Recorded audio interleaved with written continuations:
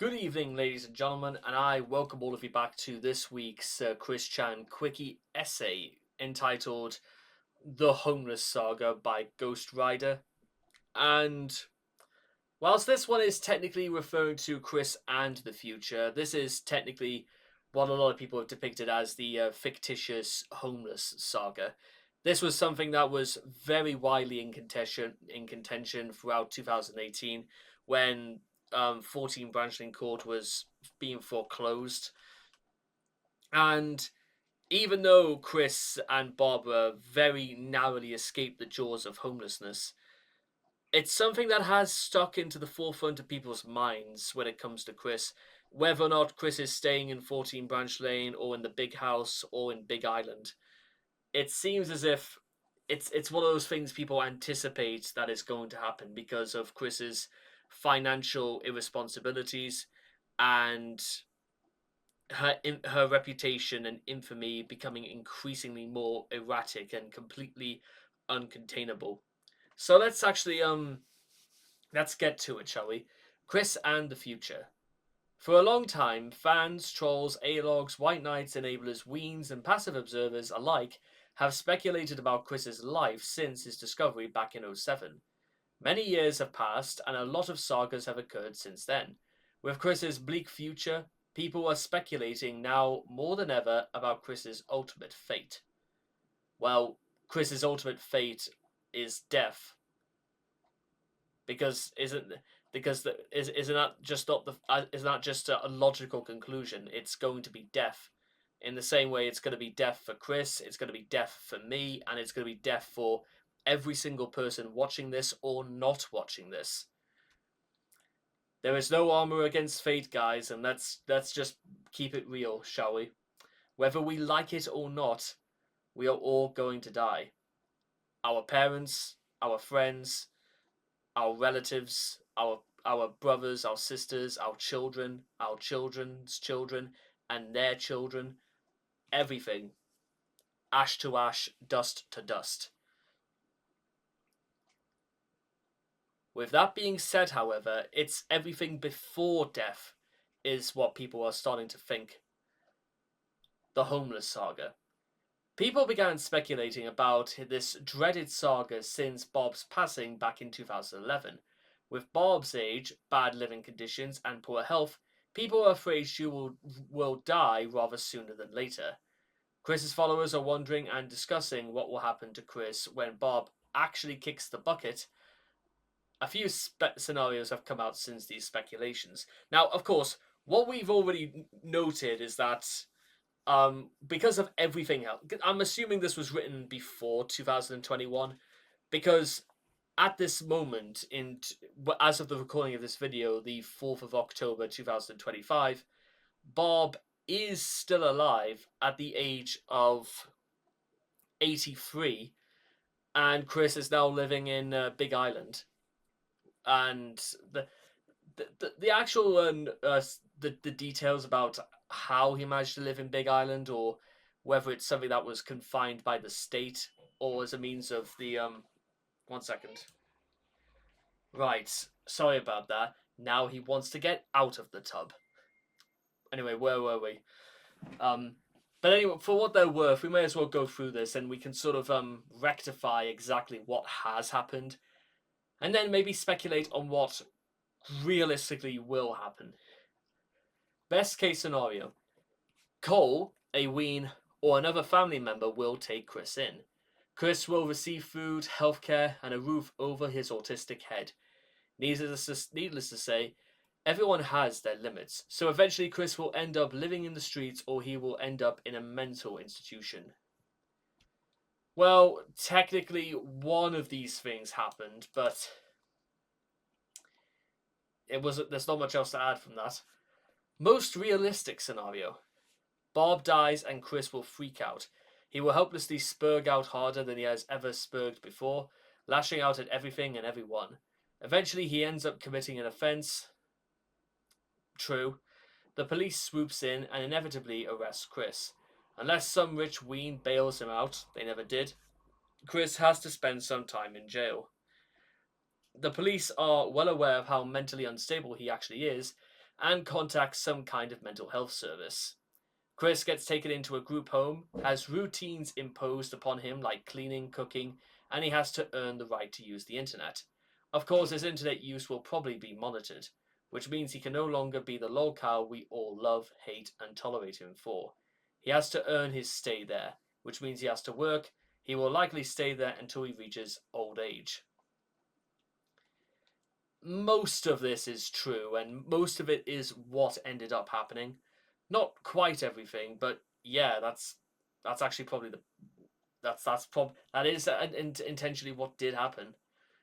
Probably not in the way they predicted it, but they were. Worst case scenario.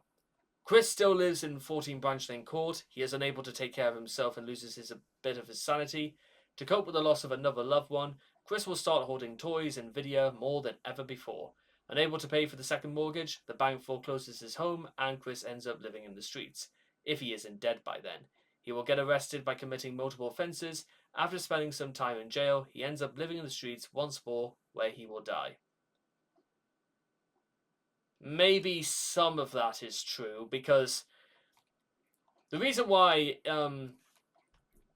in like the second half of 2025 Chris was very very um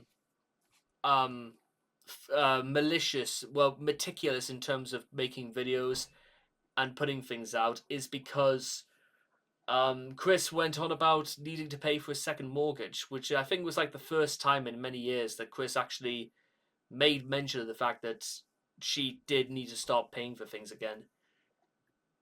However, this is offset by the fact that it couldn't be nearly as bad as before, because Chris is spending money again in terms of making Sonichu medallions. Some of them she's just giving away. Other times it's meant to continue this fallacy in regards to the dimensional merge, which possibly also means that more money is needed than Chris is letting on, because there has been a little bit of a bizarre correlation between Chris needing money and then Chris larping on about the dimensional merge, because apparently C197 or whatever it is has all the other funds that Chris needs. So for it to come true, it has to generate some level of response. However, here's what I think will probably happen. What I suspect is that Chris will continue to live in Big Island for about the next 6 years, I'm going to say. Chris finds herself in a hole financially, and the anticipation and whatever success, because if she's not putting out any other comics or doing anything else, everything will have long since been dissipated from her mind creatively. By the time she reaches 50 years of age, Chris might just have thought in some way that she just wants to retire in peace. However, she can't really do that because, well, she has obligations in terms of, well, trying to pay off her mortgage. We have no idea what Flutter is going to do in the meantime. Some have speculated that they want to try and emigrate Chris to Finland, where I think there's probably better causes for mental health services in Finland than there is in Virginia. I have no idea if that's true, by the way, but I do know that Chris has been to Finland at least once. But whether or not it made any impression on Chris is we don't quite know yet.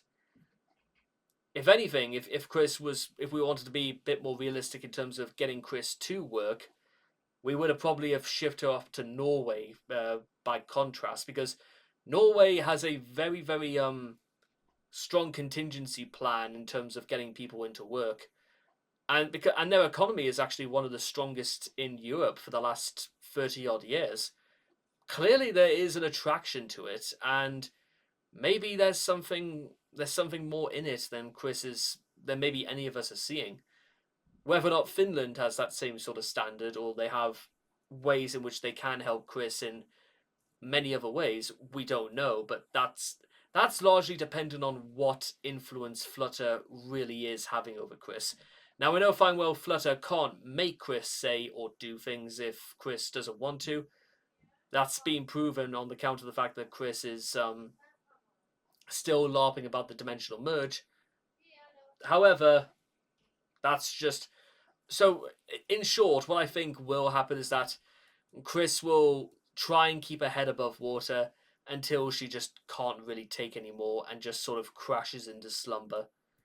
Whether or not that results in the excommunication of her from Big Island, and goodness knows where she's going to go next, we don't know. What I think's going to happen is that I think Chris's body will start to slow down as well. Years and years and years of drinking coke, eating burgers, living unhealthily, and having a very squalor type of attitude to work, for that matter. It's quite possible that Chris just might just one day go to sleep one night and then never wake up again. Very morbid this conversation is, but that's the future. The future is not necessarily the nicest of places, even at the best of times, because like the dark, we do not know what's in it. I can't say, however, well, that's just we're just gonna have to watch and see what plays out. Because this essay did cover a bit of what would be Chris's future, but not all of it, or rather the parts that are to come next. But with all that being said and done, I'll see all of you guys again next time because it's time to leave the station. So, all aboard!